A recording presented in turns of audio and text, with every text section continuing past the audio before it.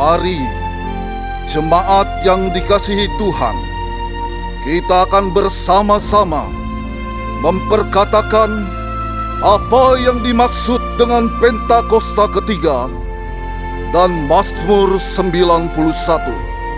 Apa yang dimaksud dengan Pentakosta ketiga?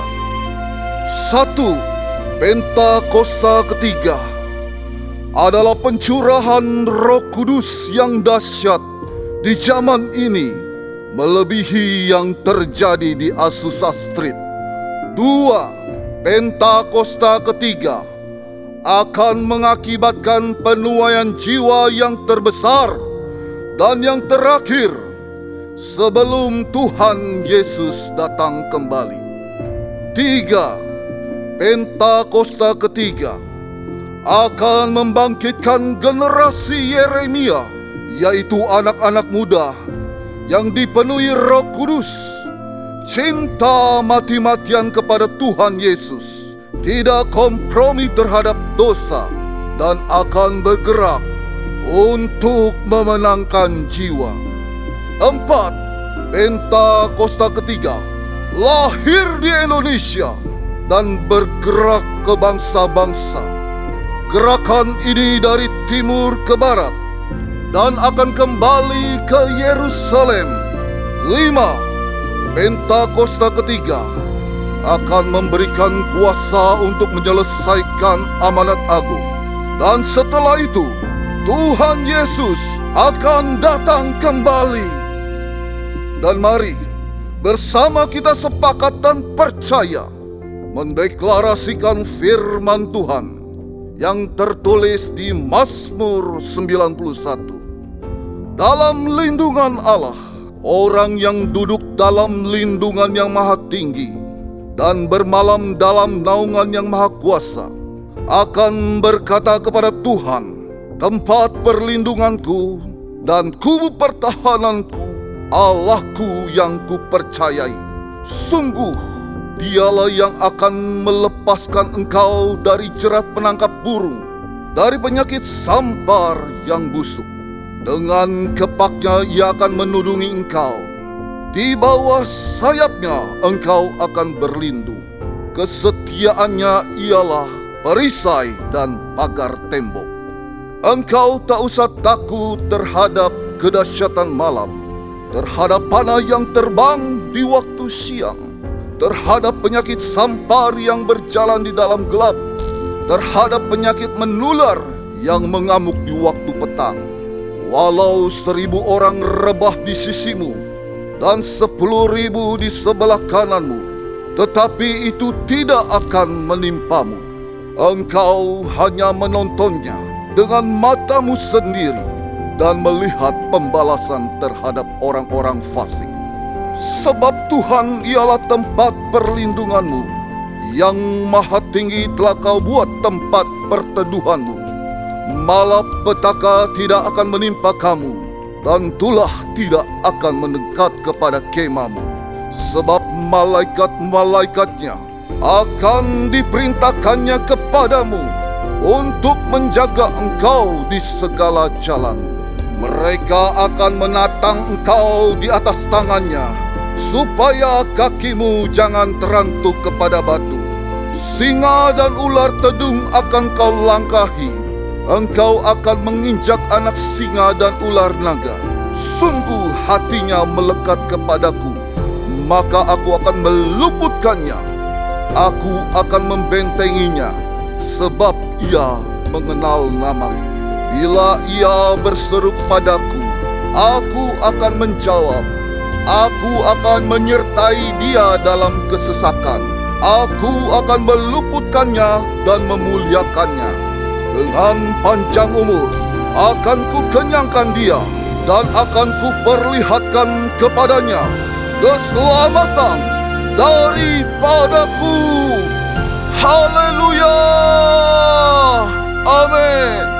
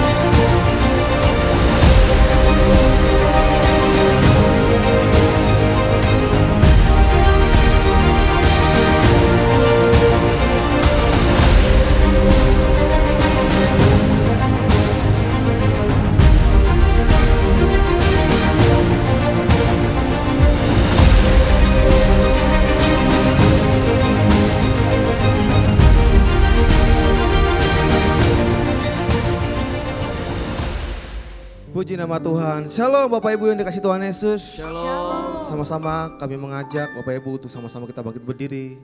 Kita mengawali ibadah sore hari dengan berdoa syafaat. Bapak terima kasih Tuhan Yesus, kami mengucap syukur kalau kami boleh ada sampai hari ini di rumah-Mu Tuhan. Untuk menikmati pujian penyembahan ya Tuhan. Sebab Engkau yang bertata atas pujian penyembahan kami Tuhan. Engkau yang menjadi pusat penyembahan kami pada sore hari ini Tuhan Yesus. Saat ini kami mengangkat tangan kami Tuhan. Berdoa bagi bangsa kami Indonesia Tuhan Yesus. Kami mengangkat tangan kami ya Bapa. Indonesia ada di dalam tangan-Mu Tuhan. Indonesia ada di dalam hati-Mu. Engkau melawat Indonesia Tuhan. Engkau memberkati Indonesia berlimpah-limpah dengan kasih-Mu ya Tuhan Yesus. Kami berdoa Tuhan untuk memimpin bangsa kami Indonesia. Bapak Presiden, Wakil Presiden, Bapak Prabowo dan Bapak Gibran Tuhan. Engkau yang memberkati kedua hamba-Mu. Engkau yang memberkati Tuhan seluruh jajaran Kabinet Merah Putih. Kami percaya mereka adalah pemimpin-pemimpin Tuhan. Pemimpin-pemimpin yang berasal daripada Engkau ya Bapa. Terima kasih Tuhan Yesus. Kami serahkan mereka ke dalam tangan-Mu Tuhan. Berikan mereka hikmat dan kebijaksanaan untuk membawa Indonesia kepada keadilan, kepada kemakmuran dan kesejahteraan bagi seluruh rakyat Indonesia. Terima kasih Bapa. Kami juga berdoa Tuhan untuk pemimpin rohani kami, Gembala Sidang dan Gembala CK7, Bapak Niko dan Bapak Dr. Yanto Tuhan. Engkau juga memberkati kesehatan hamba-Mu. Engkau yang memberkati keluarga besar hamba-Mu aman dalam lindungan Tuhan ya Bapa. Kau juga memberkati Tuhan dalam setiap pelayanan hamba-Mu Tuhan. Kau pakai salah luar biasa. Banyak jiwa-jiwa dipulihkan dan disembuhkan. Dan mereka menjadi umat yang layak ya Tuhan Yesus. Terima kasih Bapa. Kami mengucap syukur. Kami juga berdoa Tuhan bagi generasi Yeremia. Anak-anak muda yang luar biasa. Yang Kau pilih salah luar biasa. Untuk penyelesaian amal agung pada hari-hari Tuhan. Kau pakai mereka Tuhan. Kami percaya lahir pemimpin-pemimpin yang baru, pemimpin-pemimpin yang takut akan Tuhan, tidak kompromi terhadap dosa dan cinta mati-matian kepada Tuhan Yesus. Kau bangkitkan mereka Tuhan untuk penyelesaian amat agung pada hari-hari ini Bapa. Di dalam nama Tuhan Yesus kami mengucap syukur dan berdoa. Haleluya. Amin. Amin. Boleh kita berikan tepuk tangan yang paling meriah buat Tuhan kita. Puji Tuhan. Shalom Bapak Ibu Saudara yang dikasihi Tuhan. Boleh saya melihat tangan-tangan yang diberkati Tuhan sampai dengan hari ini. Sekali lagi tepuk tangan yang paling meriah buat Tuhan kita. Haleluya. Boleh lihat kiri dan kanannya. Katakan, mari menari buat Tuhan.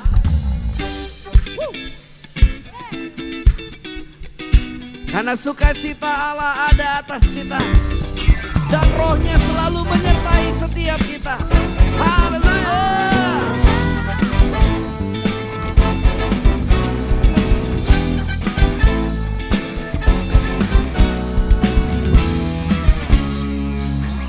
Sama katakan,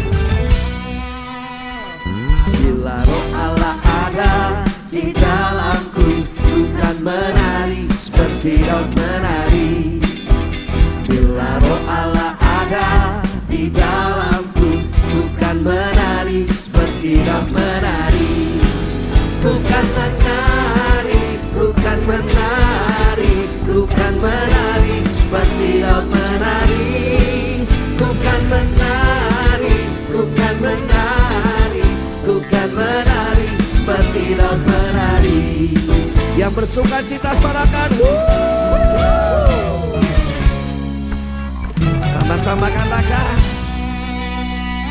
Bila roh Allah ada di dalamku, bukan menari seperti Daud menari. Bila roh Allah ada di dalamku, bukan menari seperti Daud menari. Mari menari, bukan menari, bukan menari seperti Daud menari. Bukan menari, bukan menari, bukan menari seperti Daud menari. Bukan menari, bukan menari, bukan menari seperti Daud menari. Bukan menari, bukan menari, bukan menari seperti Daud menari. Yang mau menari buat Tuhan sorakan haleluya.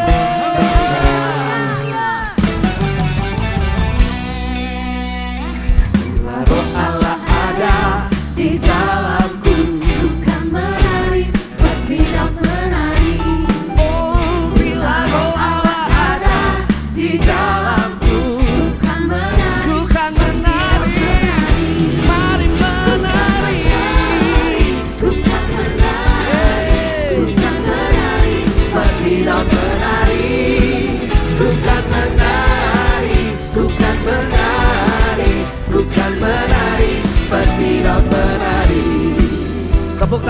terbaik buat Tuhan kita.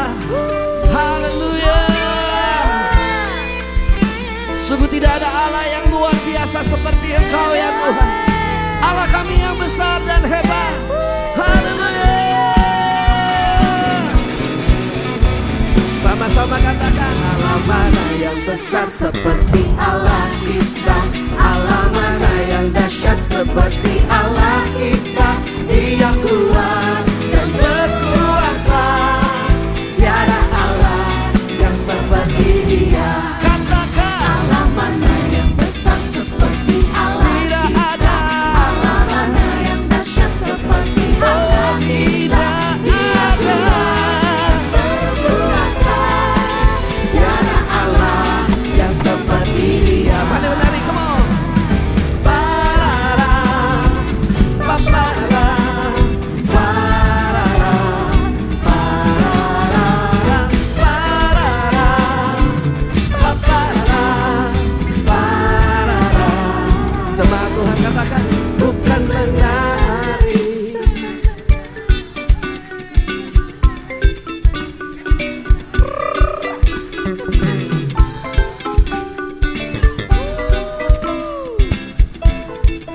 Sekali lagi nyatakan, bukan menari, bukan menari, seperti Kau menari. bukan menari. Bukan menari, bukan menari, seperti Kau menari. Bersama-sama, bukan menari, Bukan menari, seperti Kau menari. Bukan menari, bukan menari, bukan menari, seperti Kau menari. Bukan menari, seperti Kau menari. Bukan menari, seperti Kau menari.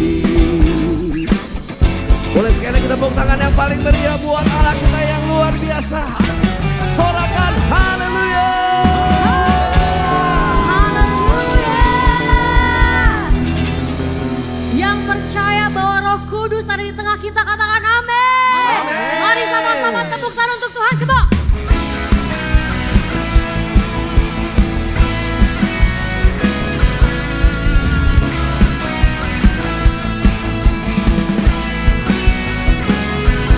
Jiwa bebas terlepas, kuasa maut tak terhempas. Nama Yesus pemenang, nama Yesus jawaban. Langkah takkan berhenti, berlari sampai akhir. Serukan tinggi namanya, serukan ajaib namanya. Roh Kudus membakar setiap kami. Naikkan hujan mujizat terjadi. Mengalir kuasa-Mu, nyalakan api-Mu. Ku nyanyi oh oh oh oh oh oh oh. Tercurah kuasa-Mu.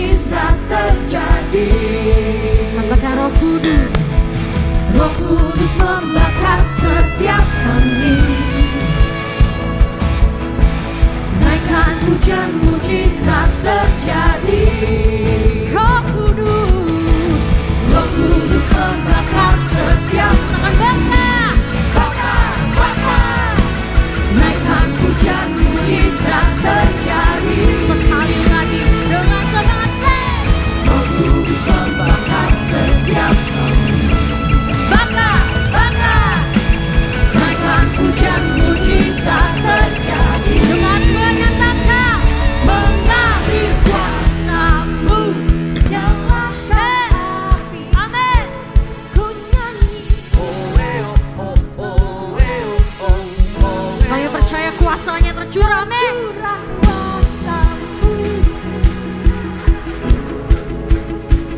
ku nyanyi oh oh oh oh. Mengalir kuasa-Mu, nyalakan api-Mu, ku nyanyi oh oh oh oh.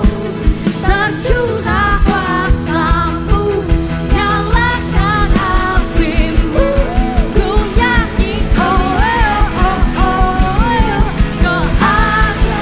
Keajaiban mengalir kuasa-Mu, nyalakan api-Mu, ku nyanyi oh oh oh.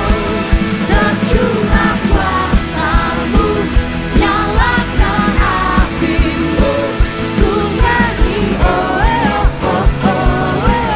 Keajaiban terjadi.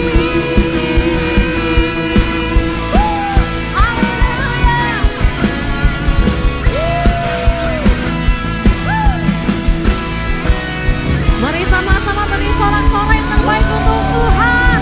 Haleluya. Mari sama-sama saudara sebelum duduk bilang ke kiri kanannya, Tuhan Yesus luar biasa.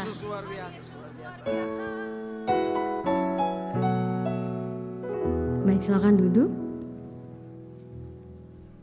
Selanjutnya kita akan menyaksikan news untuk seminggu ke depan. Tim multimedia dipersilahkan.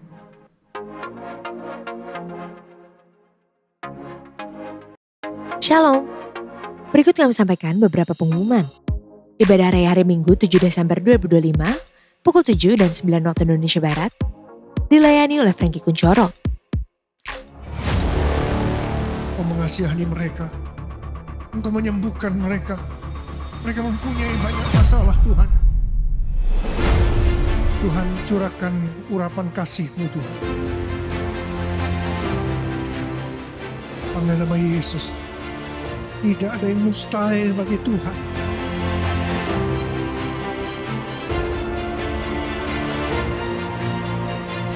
Oh Jesus. Yesus, Yesus.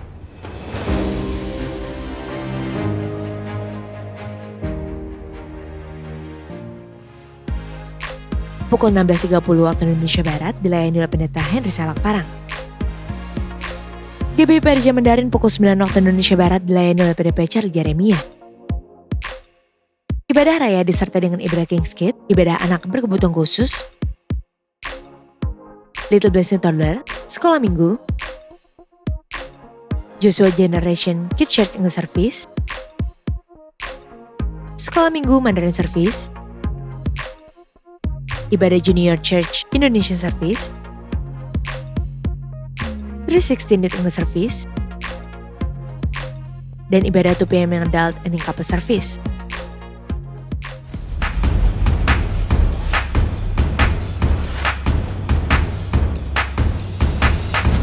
Will you walk by faith, not by sight? Tetap melangkah, walaupun berat, melangkah lagi. Karena peperangan bicara tentang berjaga-jaga. Bukan jadi santai, bukan biasakan, bukan loss begitu saja. Bapa kau setia.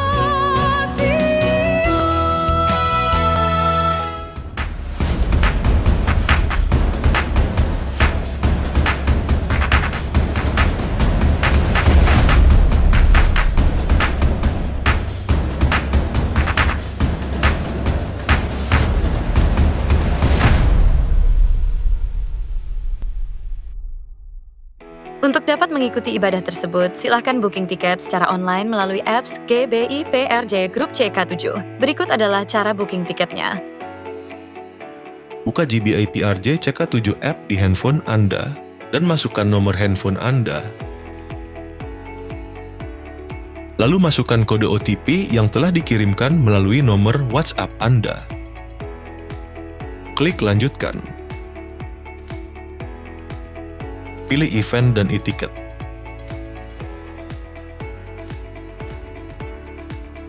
Klik register. Pilih jadwal ibadah yang Anda inginkan dan klik simpan. Jika Anda ingin menambahkan jiwa baru untuk ikut dalam ibadah, klik tambah. Masukkan nama dan nomor handphone dan pilih jadwal ibadah.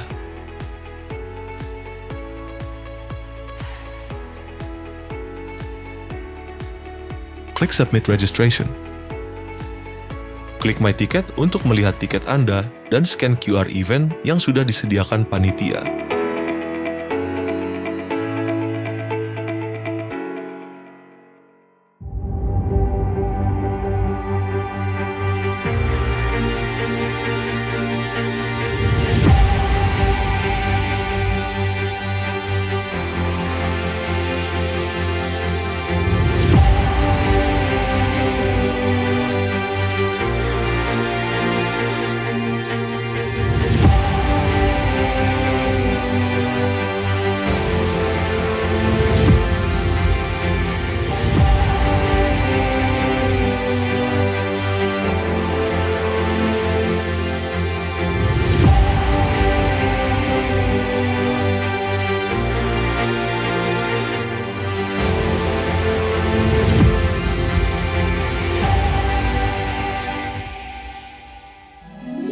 Terkadang Tuhan memiliki rencana yang lain dalam proses hidup ini. Namun selalu percayalah kepadanya, walaupun kita tidak mengerti. Seperti orang Majus yang diingatkan untuk tidak kembali ke Herodes setelah bertemu dengan Yesus, dan mereka tetap taat dan mengambil jalan lain untuk kembali ke asal mereka. Hikmat Tuhanlah yang menuntun hidup kita untuk menemukan jalan lain, agar kita selalu selaras dengan kehendak-Nya yang penuh dengan sukacita berlimpah. Mari kita bersama-sama merayakan sukacita tuntunan Tuhan Yesus dalam hidup kita di Christmas Celebration with WOI PRJ pada hari Kamis 11 Desember 2025 pukul 10 pagi. Dengan pujian dan penyembahan serta sharing firman Tuhan oleh Frankie Kuncoro. Dengan tema, Jalan Lain yang Penuh Sukacita. Bertempat di Ruang Safir dan Pearl, Integrity Convention Center, lantai 9, MGK Kemayoran, Jakarta Pusat. Sesuai arahan dari Bapak Gembala Sidang, Pendeta Dr. Insinyur Niko Nyoto Raharjo diberitahukan bahwa akan diadakan doa puasa di akhir tahun 2025 dan persiapan memasuki tahun 2026. Dalam doa puasa bersama pada tanggal 8 sampai dengan 13 Desember 2025, 6 hari dengan pokok doa sebagai berikut. Indonesia, persiapan memasuki tahun 2026, Gereja Tuhan semakin terhubung erat dengan Tuhan Yesus. Perekonomian global, metode Tuhan Yesus untuk menyelesaikan amanat agung tahun 2033. Jenis puasa ditentukan oleh masing-masing pribadi dan lebih banyak masuk ke dalam menara doa.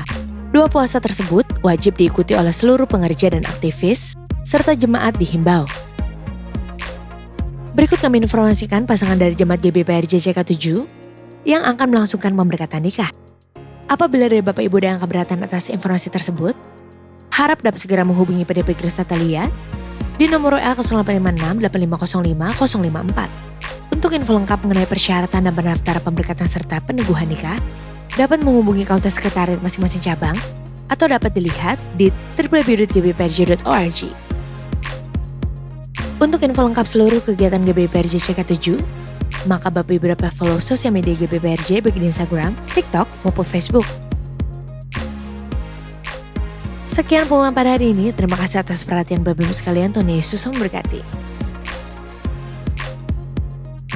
Mari kita memberikan tepuk tangan sekali lagi untuk nama Tuhan. Shalom semuanya, perkenalkan saya Marshall, saya dari Trisiskin Youth Community. Kami memiliki ibadah di lantai 9 untuk youth dengan usia dari 12 sampai 23 tahun. Biasa kami beribadah di jam 9 dan juga 11.30. Pada kesempatan ini saya ingin mengajak untuk semua anak-anak muda yang ada di sini dan juga untuk Bapak Ibu yang di sini yang memiliki anak usia 12 sampai 25 tahun untuk ikut beribadah bersama dalam ibadah Natal gabungan 316 dengan JTC pada tanggal 14 Desember nanti dengan tema The Greatest Outpouring. Mungkin aku sedikit ingin menjelaskan mengenai tema dan juga konsep ibadah kami pada tanggal 14 Desember nanti. Mungkin Natal seringkali kita rayakan bersama sebagai kelahiran Yesus Kristus. Tapi aku di sini ingin melihat Natal dari sudut pandang lain. Aku ingin melihat bahwa momen Natal ada momen di mana juga Bapa di surga mencurahkan segala yang terbaik untuk manusia termasuk dalam kelahiran Yesus Kristus. Oleh sebab itu, aku ingin melihat momen Natal sebagai momen di mana kita memberikan respon kita yang terbaik melalui pujian dan penyembahan kita kepada Yesus Kristus. Dan aku sangat rindu juga untuk mengundang semua anak-anak muda dan juga jika ada Bapak Ibu yang sini yang memiliki anak untuk boleh beribadah bersama kami. Aku yakin kita akan merasakan lawatan Tuhan pada ibadah Natal nanti. Dan konsep dari ibadah kami adalah Praise and Worship Christmas Concert yang akan dilayani oleh Pastor JJ Simko Putra. Dan juga kami akan dilayani oleh Albert Fakdauer dari Son of Hope yang akan memimpin kami dalam pujian dan penyembahan. Aku sangat ingin mengundang untuk semuanya kita sama-sama memberikan ucapan syukur yang terbaik untuk Tuhan. Mungkin akhir kata aku ingin mengajak sekali lagi untuk yang belum mendaftarkan boleh mendaftarkan anak-anaknya melalui aplikasi GBI PRJ, ataupun jika Bapak Ibu memiliki saudara ataupun teman yang ingin diundang untuk beribadah bersama, boleh untuk meng-scan QR yang di depan. Di sana Bapak Ibu dapat mendownload flyer yang ada di sana dan dapat diberikan untuk teman maupun saudara dari Bapak Ibu. Dan aku ingin menginformasikan sedikit, jika di awal pembukaan registrasi, jika ada Bapak Ibu ada kesalahan melakukan pendaftaran di aplikasi GBPRJ, mungkin aku dengan segala hormat aku minta tolong boleh dicek kembali. Jika ada melakukan kesalahan nanti bisa ke bagian helpdesk yang ada di depan untuk melakukan pembatalan tiket sehingga kami bisa memberikan setiap tiket itu untuk anak muda yang lain. Mungkin itu saja yang aku ingin sampaikan. Thank you and God bless you all. Terus sekali lagi kita berikan tepuk tangan yang meriah buat Tuhan kita. Mari kita siapkan hati kita sama-sama.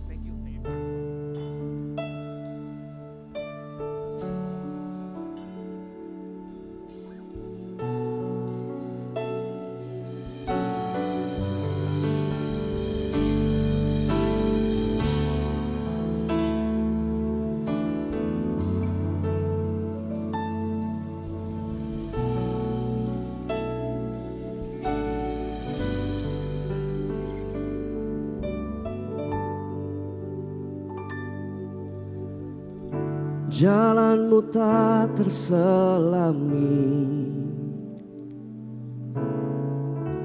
oleh setiap hati kami. Namun satu hal ku percaya, ada rencana yang indah. Tiada terduga kasih-Mu, heran dan besar bagiku. Arti kehadiran-Mu selalu nyata di dalam hidupku.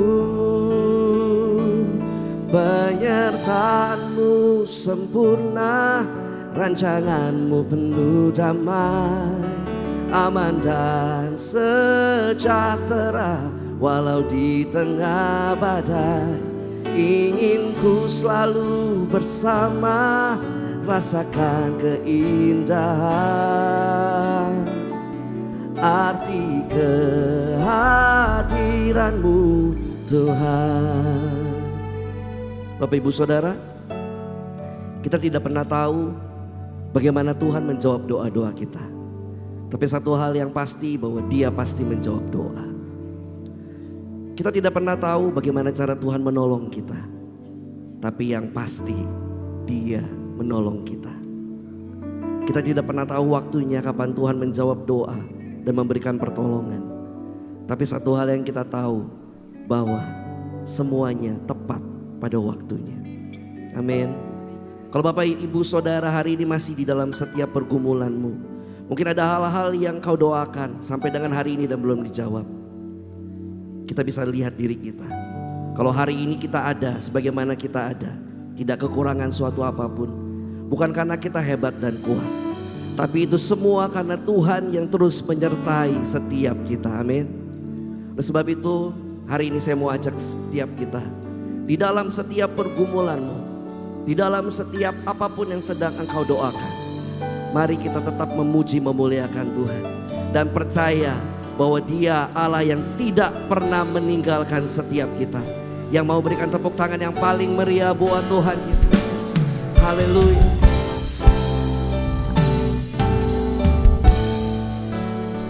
Engkau Allah yang selalu menyertai setiap kami ya Tuhan Yesus.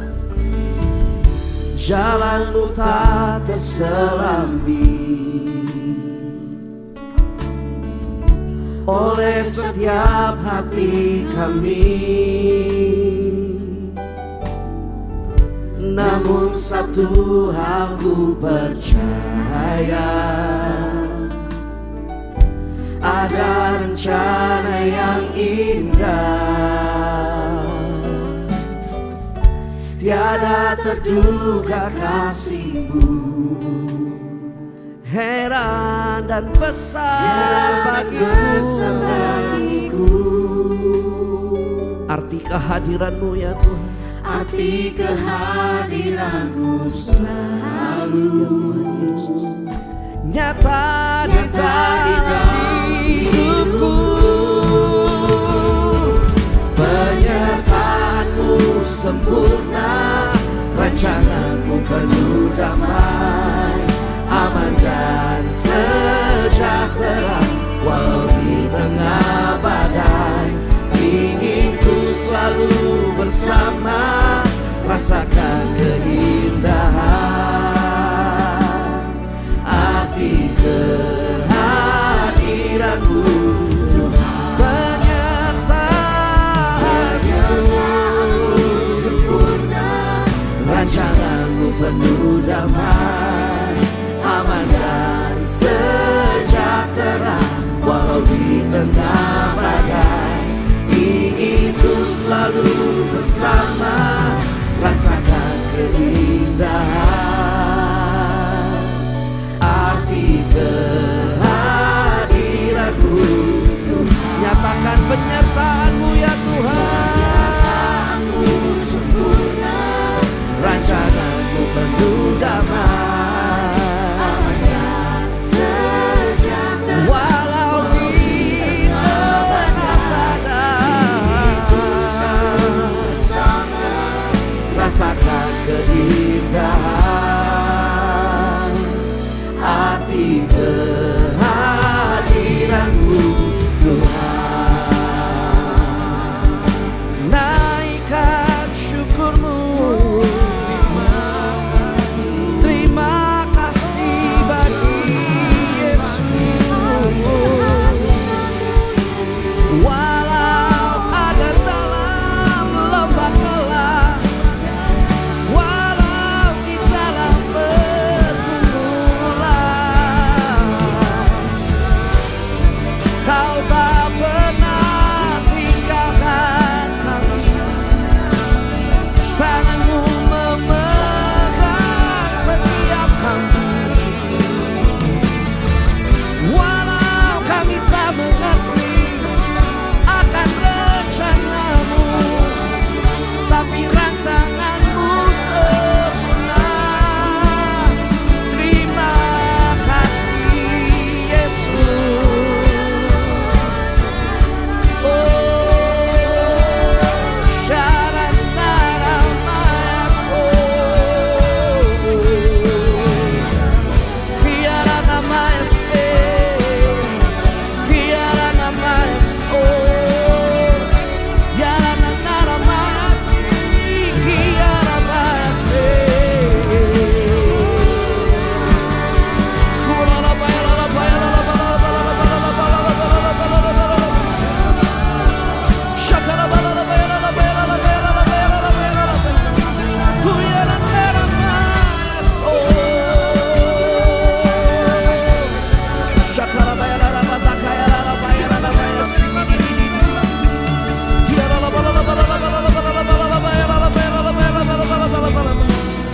Katakan penyertaan-Mu sempurna, rancangan-Mu penuh damai, aman dan sejahtera.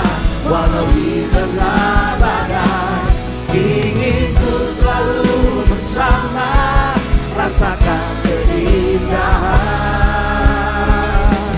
arti kehadiran-Mu Tuhan.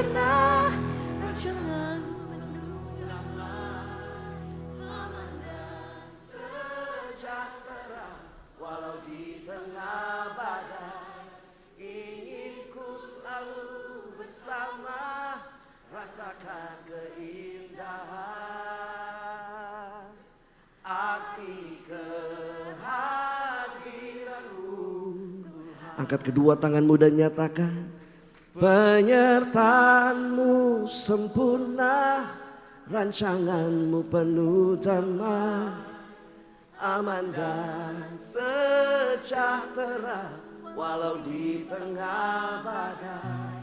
Ingin ku selalu bersama, rasakan keindahan. Arti kehadiranmu Tuhan, arti kehadiranmu, arti kehadiranmu,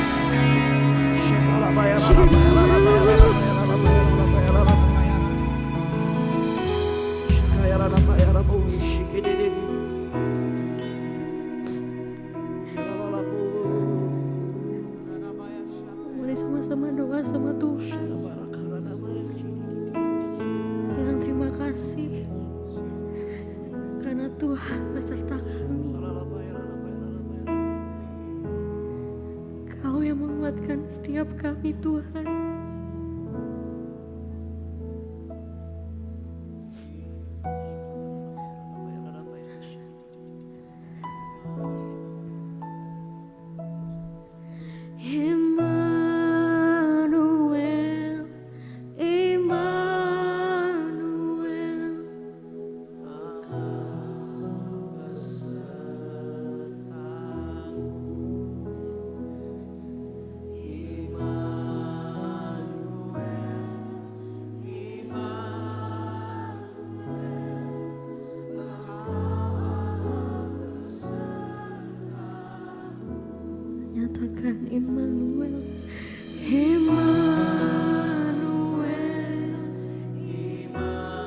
Kami percaya Engkau selalu bersama kami Tuhan.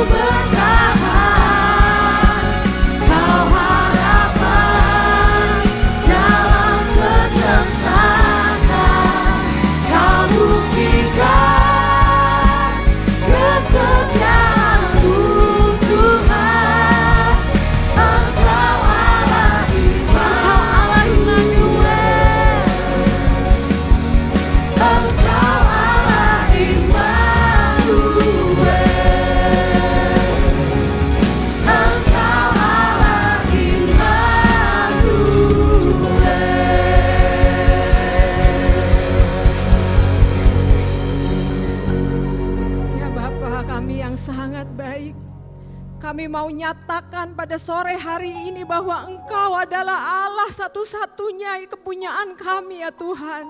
Engkau Allah yang baik, sangat baik dan bahkan teramat sangat baik di dalam kehidupan kami. Engkau Allah yang setia ya Tuhan. Engkau Allah yang tidak pernah meninggalkan kami. Meskipun kami tidak tahu ke depan seperti apa ya Tuhan. Namun ketika kami mempunyai Engkau, maka kami memiliki segalanya ya Tuhan. Dan kami akan berani melangkah dalam kehidupan ini. Dan kami akan menjadi seorang pemenang bahkan lebih dari pemenang. Terima kasih Tuhan.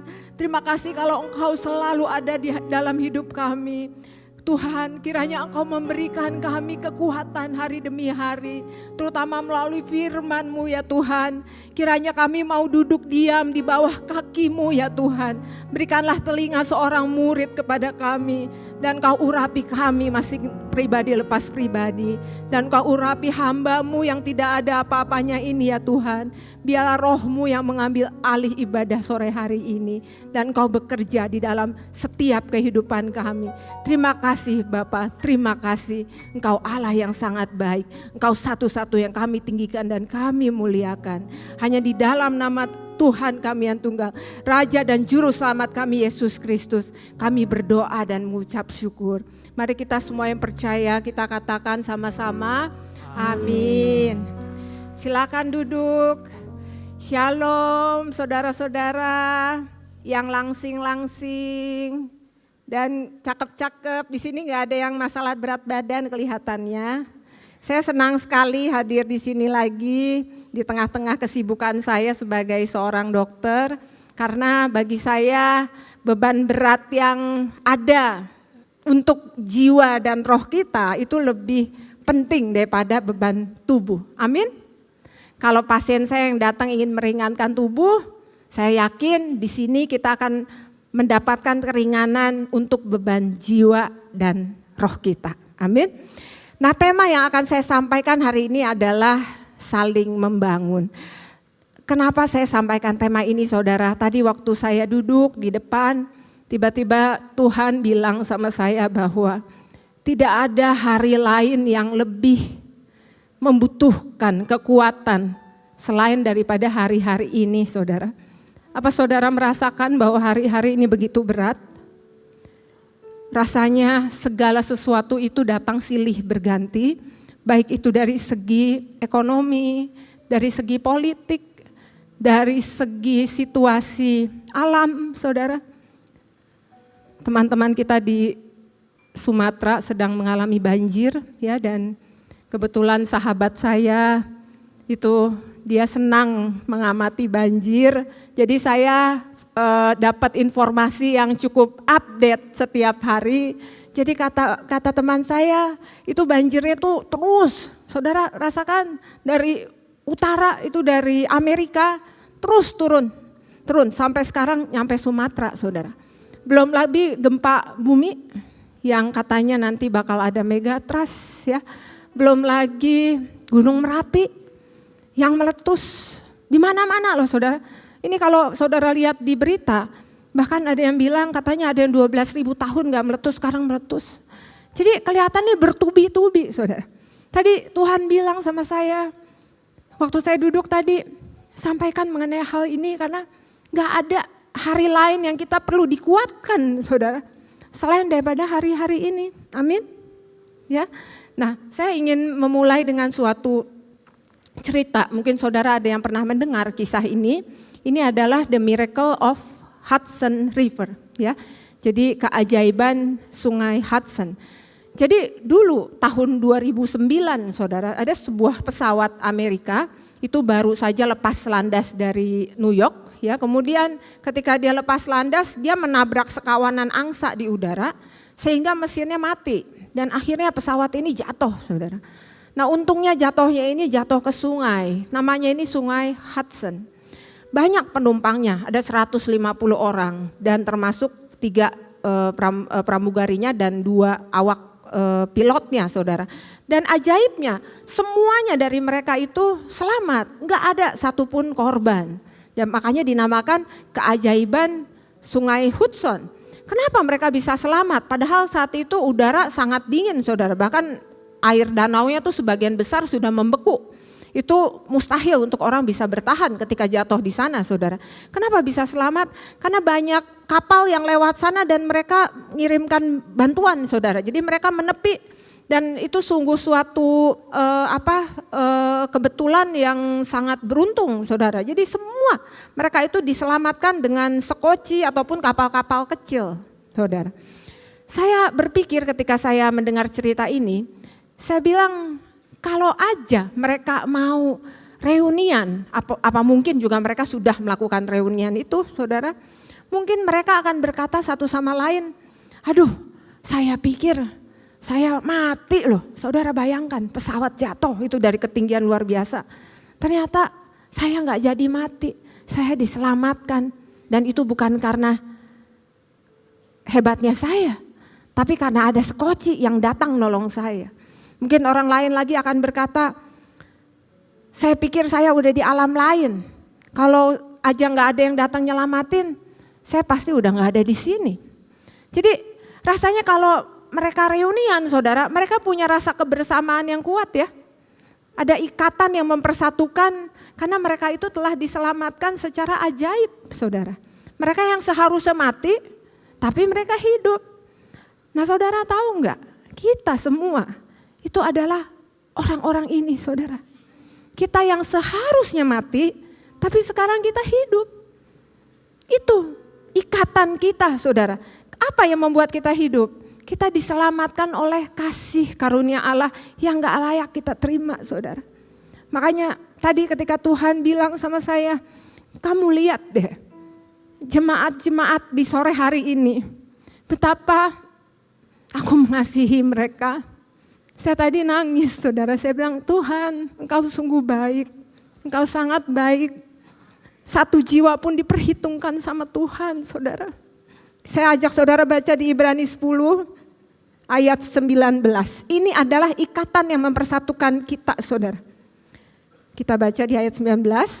Jadi saudara-saudara, oleh darah Yesus kita sekarang penuh keberanian dapat masuk ke dalam tempat kudus. Karena ia telah membuka jalan yang baru dan hidup bagi kita melalui tabir, yaitu dirinya sendiri. Dan kita mempunyai seorang imam besar sebagai kepala rumah Allah. Kemudian ayat 22, karena itu, nah saudara perhatikan ini. Marilah, diajak saudara, marilah kita menghadap Allah dengan hati yang tulus ikhlas dan keyakinan iman yang teguh. Oleh karena hati kita telah dibersihkan dari hati nurani yang jahat. Dan tubuh kita telah dibasuh dengan air yang murni. Marilah kita teguh berpegang pada pengakuan tentang pengharapan kita, sebab ia yang menjanjikannya setia. Saudara, kalau enggak ada kematian Yesus di kayu salib, itu tabir tidak akan terkoyak saudara. Kita itu mati, enggak akan selamat. Tapi karena kematian Tuhan, makanya kita jadi selamat saudara, kita punya pengharapan. Dan itu dibayar dengan darah yang mahal. Dan kita bisa berani datang ke hadirat Allah karena hati kita telah dibersihkan oleh darah Yesus. Tubuh kita telah dibasuh dengan air yang murni, itu maksudnya firman Tuhan saudara. Kenapa saya bahas ini saudara? Karena seringkali di tengah-tengah keadaan kita yang sulit seperti sekarang, yang kita pikirkan adalah kita doa sama Tuhan, kita datang ke hadirat Tuhan. Betul itu saudara, itu yang dikatakan di ayat 22 dan 23. Marilah datang dengan berani, nyatakan apa isi hati kita, apa permintaan kita, apa kesulitan kita. Tapi saudara, kita sering kali melupakan ayat yang berikutnya. Kita baca di ayat 24 dan 25. Karena ini hal yang berkaitan saudara. Ayat 24 kita baca ya. Dan marilah apa? Kita saling memperhatikan supaya kita saling mendorong dalam kasih dan dalam pekerjaan baik.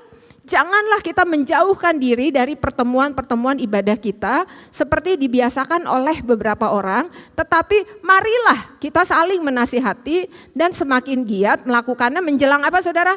Hari Tuhan yang mendekat. Jadi artinya apa? Ini penting banget gitu. Penting banget karena seringkali kita berpikir kita mendapatkan kekuatan. Artinya apa? Saya sudah doa kok sama Tuhan. Itu ke atas saudara. Salib itu kok saudara lihat gambar salib. Itu salib itu ada yang vertikal, ada yang horizontal kan. Karena yang vertikal itu nggak bisa dipisahkan dari yang horizontal. Kita membutuhkan Tuhan, tapi kita membutuhkan saudara-saudara seiman. Amin. Makanya kiranya nanti ibadah sore hari ini mungkin saudara bisa kenalan satu dengan yang lain. Karena itu pentingnya saling membangun saudara. Saling membangun itu gak bisa orang yang kita gak ada satu ikatan saudara. Ini kita punya satu ikatan yaitu darah Yesus. Iman kepada Yesus itu yang mengikat kita saudara. Ya makanya dikatakan di ayat 22 dan 23 tadi, marilah kita bersekutu dengan saudara seiman. Ini nggak bisa dilepaskan saudara. Kalau saudara mau mendapat pertolongan Tuhan, saudara harus mau bersekutu dengan saudara-saudara seiman. Kalau saudara mau diberkati, saudara harus memberkati. Kalau saudara mau ditolong, saudara harus menolong. Saudara mau mengasihi Tuhan, kata Tuhan gak mungkin kalau kamu gak mengasihi saudara kamu. Yang kelihatan aja gak dikasihi. Ayah sendiri gak dikasih, gimana bisa mengasihi Bapa yang gak kelihatan saudara. Itu berkorelasi sangat erat saudara. Itu programnya Tuhan, gak bisa dipisahkan. Jadi kalau saudara tidak melakukan salah satunya, berantakan saudara. Nah makanya antara saudara seiman, kita itu adalah satu keluarga saudara. Gereja itu bukan bangunan, gereja itu adalah orangnya, amin. Makanya Rasul Paulus di 1 Korintus 12 ayat 21 ya, itu dikatakan setiap anggota dia menggambarkan gereja itu seperti tubuh saudara. Ya, jadi dia mengatakan bahwa gak ada satupun yang gak penting. Gak bisa katanya mata bilang sama tangan, aku gak perlu engkau. Atau kepala bilang sama kaki, aku gak perlu engkau. Gak bisa saudara. Saudara coba lihat badan saudara, ada yang copot gak? Gak ada kan? Misalkan pasien saya, kan pasien saya tuh hobinya makan, cita-citanya kurus. Kebiasaannya nyemil, masukin semua ke mulut kecuali tidur. Coba kalau gak ada tangan, gak ada yang bisa dimasukin ke mulut, betul? Begitu udah masuk mulut kan harus ada kerongkongan. Begitu nyampe kerongkongan, nyampe ke lambung. Begitu nyampe lambung, masa lambung gak mau berbagi ke usus, mentok di situ, itu namanya kesumbat, saudara. Ya, pasti ada terhubung satu dengan yang lain dan gak ada satu bagian pun yang lebih penting, saudara. Berbeda-beda tapi satu tubuh. Ya, nah demikian juga kita sebagai tubuh Kristus. Saudara lihat kiri kanan saudara, kamu toel, kamu tubuh Kristus. Mungkin kamu jadi mata, aku jadi tangan, sebelah kiri jadi kaki ya. Demikian juga dengan tubuh Kristus. Karunianya tuh beda-beda, sama seperti tubuh kita, fungsinya beda-beda. Kita baca di 1 Korintus 12 ayat 4 sampai 6 ya. Ada rupa-rupa karunia tetapi satu roh. Ada rupa-rupa pelayanan tetapi satu Tuhan. Dan ada berbagai-bagai perbuatan ajaib tetapi satu Allah yang mengerjakan semuanya di dalam semua orang. Jadi banyak karunia saudara, sama seperti tubuh kita. Ada karunia, mungkin saudara-saudara ada yang karunia melayani ya, itu jadi asyir. Ada yang karunia untuk mengajar, ada karunia untuk menasehati. Saya punya karunia memberi, saudara, saya tuh seneng ngasih. Makanya diistilahin Miss Goodie Bag katanya. Kalau ada acara saya pasti kasih tentengan. Kan nyontoh Tuhan Yesus. Dikasih makan, ngasih makan 5.000 orang kan ada goodie bag 12 bakul sisa kan. Jadi saya karunia memberi, ada yang karunia menyembuhkan. Saya karunia juga untuk menurunkan berat badan saudara. Ya, ada juga yang karunianya untuk makan, ada. Enak kalau karunia makan, kerjanya dikasih makanan, dinikmatin tuh karunia menikmati saudara. Ya, tapi semuanya itu ya berguna meskipun kadang-kadang kita ngerasa ada ya orang kayak gini di kehidupan ya. Nih orang nih nyebelin banget, keras banget, gak bisa dikasih tahu gitu. Kayak militer, nyebelin banget. Itu bayangin aja kayak gigi saudara. Ada yang kayak gigi kan, keras. Tapi kalau gak ada gigi, makanan itu gak bisa diproses saudara, gak bisa hancur, jadi sakit perut. Gara-gara ada dia, ada gigi, jadi bisa diproses, kita jadi lebih sabar, betul. Jadi kalau ada orang yang keras kepala, bilang sama diri sendiri, terima kasih Tuhan, gara-gara ada dia makanya aku jadi panjang sabar. Gitu saudara, jangan lihat sebelahnya ya. Ada yang asem, kayak asam lambung ya. Lihat mukanya juga nekuk aja, ada kan seperti itu, disapa, shalom Pak, masuk aja. Itu ini orang asem banget sih tanpa ekspresi. Ya kayak asam lambung, ya bagus ada asam lambung saudara, kalau enggak makanan enggak hancur. Dengan adanya dia, firman itu jadi hancur. Hancur itu artinya bisa dicerna saudara. Saudara bisa mempraktekkan firman Tuhan setiap hari, firman jadi rema saudara. Jadi kalau ada orang yang muka asam, saudara bisa praktekkan. Hati yang gembira adalah obat yang manjur. Tetap sukacita, amin. Terus saudara juga bisa bilang jawaban yang lemah lembut meredakan kegeraman. Tetapi perkataan yang pedas membangkitkan marah. Jadi rema saudara, gara-gara si muka asem. Bisa dipraktekkan jadi ayat firman Tuhan. Ada yang pahit kayak cairan empedu. omongannya nyelekit gitu, jelep, kalau ngomong jelep. Itu Tuhan ngadain manusia kayak gitu buat menasehati saudara. Itu jadi konselor di gereja, jadi konseling ya. Ada juga yang berisik, bunyi terus dari pagi sampai ke malam gitu. Kayak usus kan, ngoceh terus. Itu bisa jadi karunia pendoa. Doanya suruh yang panjang, semua anggota ibadah di sore hari diberkati saudara. Ada yang kayak otak, mikir aja nih gimana ya Natal nih, gimana nih Natal. Ada kok saudara, ada saya kenal, udah turun banyak 35 kilo. Dia, tahu ya siapa ya, pasien saya juga di sini turunnya udah banyak. Nanti mikir, dokter gimana ini badan Natal belum kelar, aduh belum persiapan. Pasti ada di belakang layar tuh ketawa palingan dia ngedenger saya ngomong gini. Biarin saudara, kalau nggak ada dia nggak akan jadi Natalannya, amin. Ya makanya semua tuh saling melengkapi, saudara. Kita tuh harus melepaskan keakuan kita untuk menjadi satu tubuh ya. Kalau ada seorang yang sakit ya, yang sakit dalam arti sakit, wah ini orang nih gak bisa dikasih tahu nih keras. Itu sama aja kayak anggota tubuh yang sakit. Saudara kalau anggota tubuh sakit, gigi kita sakit misalkan, saudara obatin atau saudara buang? Diobatin kan? Gak dibuang, masa nih gigi sakit nih udah buang aja, enggak. Malahan katanya nih 1 Korintus 12 ayat 22, anggota tubuh yang paling lemah justru paling dibutuhkan saudara. Ya, gigi itu kan kecil, tapi kalau sakit jadi sakit semua, jadi sakit kepala, jadi nggak bisa tidur ya. Dan kalau saudara perhatikan deh, semua anggota tubuh kita itu terhubung ke kepala. Yesus adalah kepala. Kita adalah tubuh saudara. Terhubungnya melalui apa? Ini saraf di tulang belakang. Makanya kalau sakit gigi, sakit kepala. Betul? Ketika kita sakit perut, sakit kepala. Ada saraf, ada nervus vagus namanya.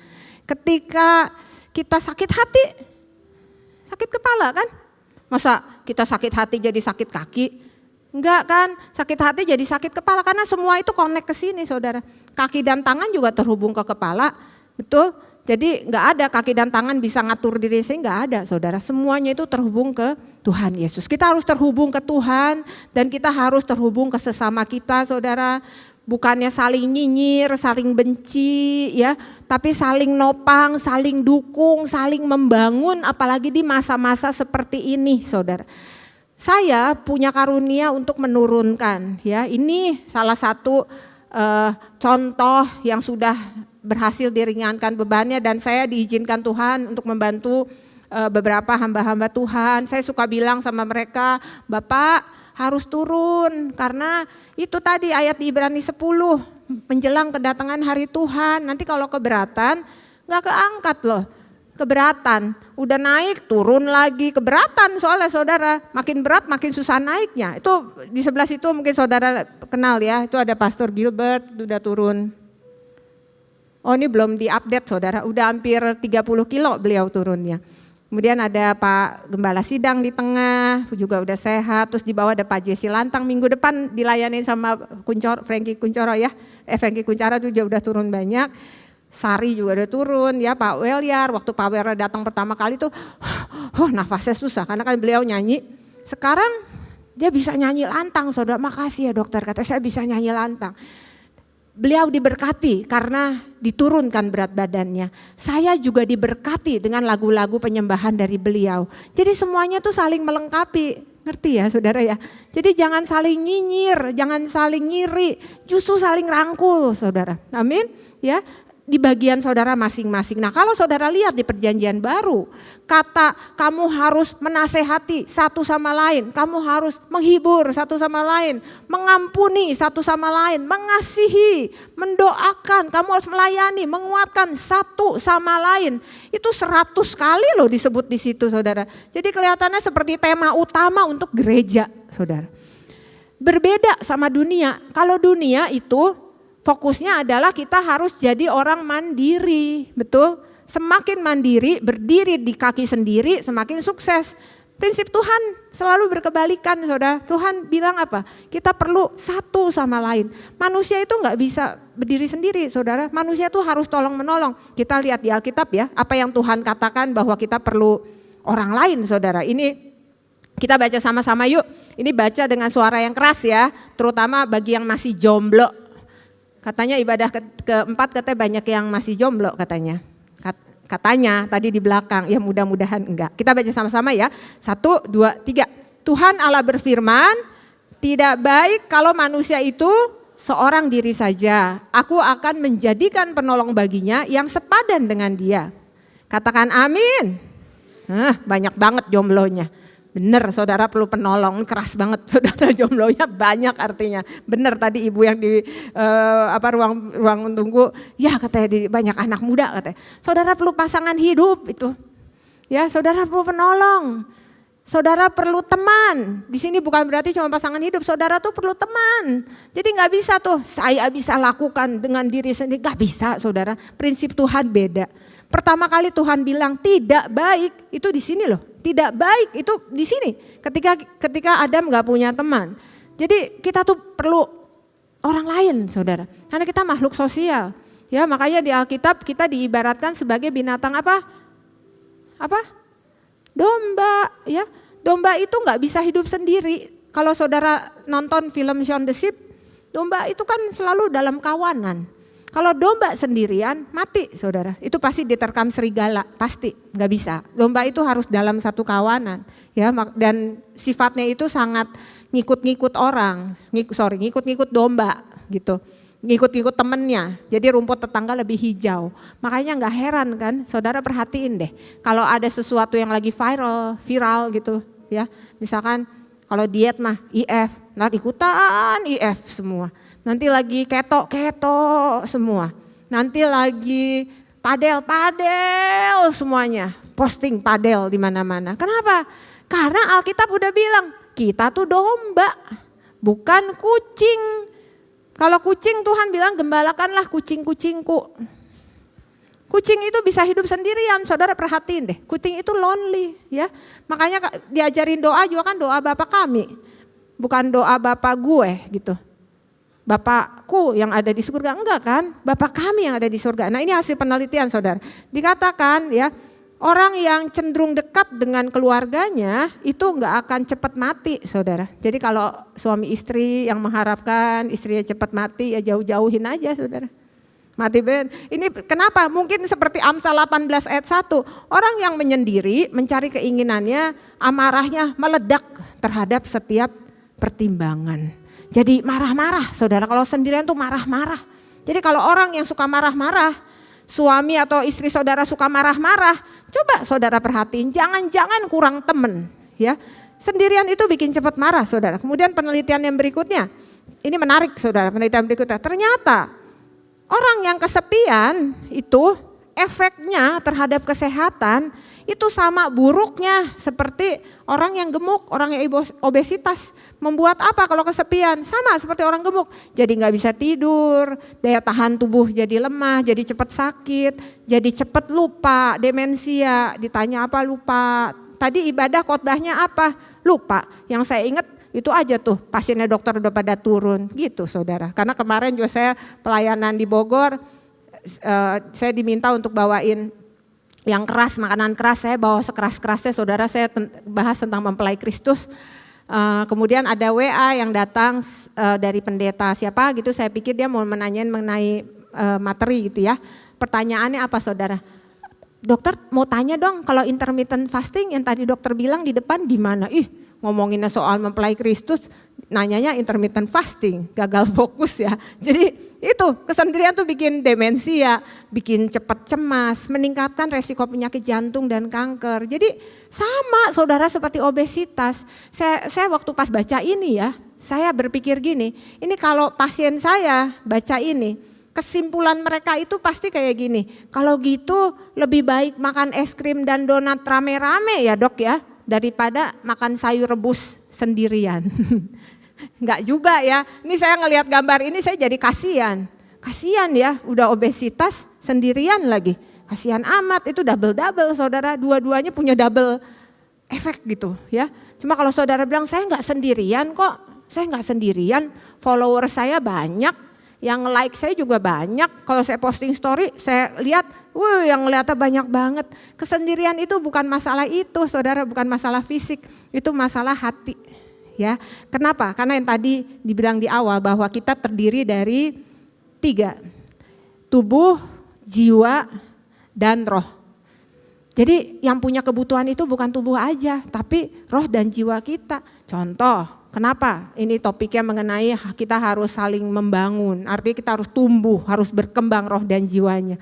Saudara pikir deh, tubuh itu perlu dikasih makan gak buat biar berkembang? Perlu kan? Perlu bantuan orang lain gak? Perlu. Waktu pas saudara lahir ditolong sama dokter atau suster. Kemudian pas bayi dicebokin, disuapin sampai akhirnya tumbuh jadi dewasa. Saudara perlu keluarga, betul? Demikian juga jiwa dan roh. Itu perlu keluarga, saudara, perlu keluarga rohani untuk bisa bertumbuh dan berkembang. Makanya Tuhan menyediakan gerejanya. Sering gak sih saudara pikir, kenapa ya harus ada gereja? Ya kalau cuma doa ya doa aja sama Tuhan sendirian di rumah. Ternyata gak bisa saudara, kita perlu orang lain saudara. Dan iblis tuh gak suka kita bersekutu dengan saudara seiman tuh gak suka saudara. Kenapa? Karena 2-3 orang berkumpul di dalam namaku, kata Yesus, aku hadir di sana dan mujizat pasti akan terjadi. Amin. Nah makanya saudara sekarang saudara ngeh gak sih banyak orang yang menjadi selfish ya sesuai firman Tuhan. Makanya gak heran kenapa di Ibrani 10 dikatakan kamu jangan menjauhkan diri dari pertemuan ibadahmu menjelang hari Tuhan yang mendekat itu. Karena memang gak kebetulan saudara, iblis tahu bahwa harinya udah semakin dekat. Saudara lihat deh semuanya. Orang-orang mencintai dirinya sendiri, tidak tahu terima kasih. Makanya sekarang ada istilah selfie ya, itu selfish. Bahkan kemarin saya lihat di Jepang itu ada orang yang nikah sama hologram. Ya, jangan di Google sekarang, Google ntar. Ada juga yang nikah sama dirinya sendiri, jadi cintanya dia ya dirinya sendiri. Di Cina mereka bikin robot untuk menggantikan istri. Jadi hati-hati ibu-ibu kalau enggak cerewet-cerewet, hati-hati ini robot enggak cerewet. Ya, jadi dunia ini mengidolakan kemandirian saudara. Sebaliknya Tuhan itu menciptakan kita saling bergantung. Nah gimana gereja mula-mula saudara? Gereja mula-mula pertama kali disebutkan istilah berkumpul, bersatu, bersekutu. Itu di Kisah Rasul 2 ayat 42. Dan dikatakan mereka itu bertekun dalam apa? Pengajaran rasul-rasul dan dalam persekutuan. Dan mereka selalu berkumpul untuk memecahkan roti dan berdoa. Nah saudara, ini gak bisa didapatkan untuk ibadah cuman seminggu sekali, gak bisa saudara. Kenapa? Karena ada dibilang bahwa mereka selalu berkumpul memecahkan roti berdua dalam persekutuan. Persekutuan itu artinya saling berbagi saudara ya. Itu artinya saling berbagi. Bahasa Yunani itu koinonia, jadi saling berbagi. Jadi bukan saudara dikasih aja, tapi saudara juga sharing dengan orang lain. Dan itu hanya bisa ada di kelompok kecil-kecil. Jadi zaman dulu gereja mula-mula, mereka tuh pergi ke sinagog seperti kita pergi ke gereja. Tapi juga mereka punya kelompok kecil, mungkin kalau di sini cool ya. Punya cool gitu, ini gereja udah menyediakan loh saudara. Ya kenapa? Ini manfaatnya, ada 3 yang mau saya bagikan. 1, kita bisa saling memperhatikan. Yang di ayat tadi saudara, memperhatikan tuh bahasa aslinya, itu kata numen. Ya, bukan kata saya, kata numen. Itu artinya apa? Mempertimbangkan, mengamati saudara seiman itu dengan penuh, dengan seksama. Makanya di Yahudi, soalnya di Israel itu ada tradisi yang namanya tuh hafruta. Hafruta itu adalah kebiasaan orang Yahudi. Mereka tuh berkumpul 2-3 orang, kemudian mereka berdiskusi mengenai Taurat. Dan itu dimulai sejak kecil saudara, sejak usia 5 tahun gitu ya. Makanya kenapa mereka itu usia 12 tahun. Mereka itu udah hatam, udah hafal itu kitab Taurat yang cuma 5 itu saudara. Mereka cuma punya 5 kitab loh. Mereka cuma punya 5 kitab. Kejadian, Keluaran, Imamat, Bilangan, Ulangan. Usia 12 tahun tuh udah hafal. Jadi mereka tanya jawab. Jadi cuma 2-3 orang tuh tanya jawab. Nah dibilang katanya prinsip ini, hafruta ini yang membuat kenapa cara berpikir orang Yahudi itu lebih kritis saudara. Makanya kalau saudara lihat ya, populasi Yahudi itu gak banyak. Tapi mereka tuh luar biasa teknologinya. Ilmu pengetahuannya, Facebook yang punya siapa? Orang Yahudi, yang bikin orang Yahudi. Android yang bikin orang Yahudi. Google itu orang Yahudi saudara. Saya tuh penasaran, kemarin saya ngecek ya, saya bilang bukannya dia bangsa pilihan ya, saya bilang. IQ-nya tinggi kali. Enggak loh saudara, yang paling tinggi IQ-nya itu orang Cina, Korea, Iran. Ya, Cina, Korea, Iran, Jepang. Itu 4 teratas, bolak-balik antara situ. Israel enggak, Israel di bawah saudara. Yang paling tinggi itu 106-an. Israel itu 103 kalau enggak salah. Apa 102. Jauh saudara, mungkin urutan ke-40 sekian. Jadi kelihatannya ini cara belajar dan tanya jawab itu saudara. Dan yang dipelajarin itu adalah firman Tuhan. Taurat padahal cuma 5 kitab. Kita punya 66 kitab loh saudara. Ini 5 kitab aja udah sempinter ini. Gimana 66 kitab? Amin. Ya. Saya kemarin ada baca satu berita dokter Rue kalau nggak salah siapa gitu namanya. Katanya IQ orang Indonesia turun jadi 78 katanya. 8 poin turun lagi jadi gorila katanya. Makanya saudara kalau nggak mau jadi gorila, baca firman Tuhan.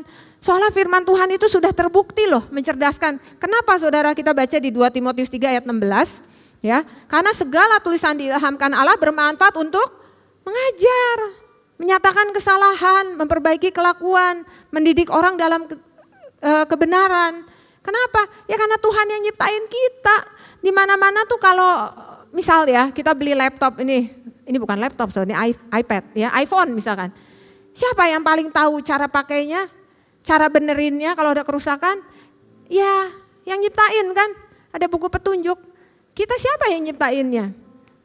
Tuhan. Saya hari ini 3 kali pelayanan saudara, ini pelayanan yang ketiga ya. Tadi siang saya pelayanan dengan pendeta Pengki, saya kaget beliau usia 81 tahun, dia bilang setiap bulan dia menghabiskan baca buku 5 buku. Wah saya bilang keren amat, saya bilang gitu, saya kemana aja selama ini gitu ya. Tapi ada lanjutannya kata beliau, tapi bukan buku rohani loh ya dokter, buku dunia katanya. Dalam hati, aduh sayang amat. Karena ketika kita baca, saya tadi sampaikan di sana. Kita sama-sama creation. Yang nulis buku sama-sama creation. Firman Tuhan itu Tuhan loh yang bikin. Amin. Ya, saya ada kesaksian anak saya, mungkin saudara pernah dengar, anak saya ada 3 ya. Waktu itu bagi rapot yang ke-1 dan yang kedua, usia 12 tahun dan 11 tahun. Mereka sekolah di JIS dan gurunya orang bule. Satu ketika pas waktu bagi rapot, guru bulenya bilang gini, coba deh Bu, tell me the secret. What is the secret? Kenapa your son is so perfect in everything? Maksudnya gimana Miss? Jadi nilainya A semua, bahkan lebih tinggi dari A, exemplary ya namanya, di atasnya lagi gitu. Dan katanya mereka lebih dewasa, more mature katanya. Apa sih rahasianya? Dan mereka excited, mereka nggak mau terlibat sama hal-hal yang nggak benar. Mereka malah nasehatin, mereka olahraga juga giat. Katanya. Apa sih rahasianya? Terus bapaknya bilang ke Miss-nya, Miss, her mom read them a Bible every day. Saudara, tiap hari sesibuk-sibuk ke saya sore saya pasti pulang, saya baca firman Tuhan. Itu pegangannya. Karena janji Tuhan, saudara dikatakan apa? Seperti pohon, apa saja yang diperbuatnya akan berhasil. Gak salah saudara kalau pegang firman tuh gak salah. Meskipun saudara gak ngerti, baca aja. Makanya anak-anak itu gimana ibunya. Kalau ibunya bacanya Sun Gokong masih ada ya? Ya nanti jadinya jago silat anaknya. Bacanya firman Tuhan saudara, itu udah pasti benar. Dan renungkan siang dan malam, anak-anak pasti pintar saudara. Tuhan tuh kasih firman buat kita belajar saudara. Kalau kita doa, itu artinya kita yang ngomong sama Tuhan. Tapi kalau firman, itu adalah Tuhan yang ngomong sama kita. Kita harus punya telinga untuk mau mendengar saudara. Kalau sama Tuhan itu ngomongnya harus gantian. Jangan ngomong aja. Saudara tahu, pernah ada ketemu orang yang nyalamin misalkan, sis apa kabar? Terus kita salaman, baru kita mau jawab baik Mbak, baru ngomong Mbak dia udah ngomong lagi urusan dia. 1 jam ngomong aja, iya saya tuh gini. 1 jam kemudian masih jabatan tangan, dia masih ngomongin muter-muter aja urusan kehidupan dia. Capek kan ngomong sama orang kayak gitu? Saudara ngerasa enggak? Kadang-kadang kita sering seperti itu sama Tuhan. Enggak enak ngomong satu arah, Tuhan juga mau didengar sama kita. Biarkan Tuhan bicara saudara. Biarkan Tuhan bicara, jangan kita doang yang bicara. Jangan cuman kita bawa masalah kita melulu ke Tuhan. Izinkan Tuhan yang bicara buat hidup kita. Relationship itu dua arah, saudara, ya. Dan untuk mengerti ini, untuk kita dikuatkan, itu nggak bisa kita salah gaul. Kita harus gaul dengan yang punya ikatan yang sama. Kita harus cari komunitas yang sama. Kita perlu support, saudara. Karena kalau ada teman ya, itu yang dibawa itu bukan cuma masalahmu. Temanmu tidak akan cuma mendoakan. Tapi apa? Yang dibawa itu tubuhmu. Tubuhmu akan temanmu bawa ke hadapan Tuhan. Akan dibawa, nih ada contohnya di Alkitab, saudara.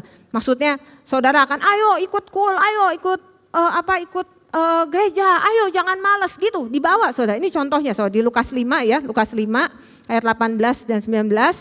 Ini tuh di kota Kapernaum. Jadi waktu Yesus mengajar di sebuah rumah, itu banyak orang berkumpul.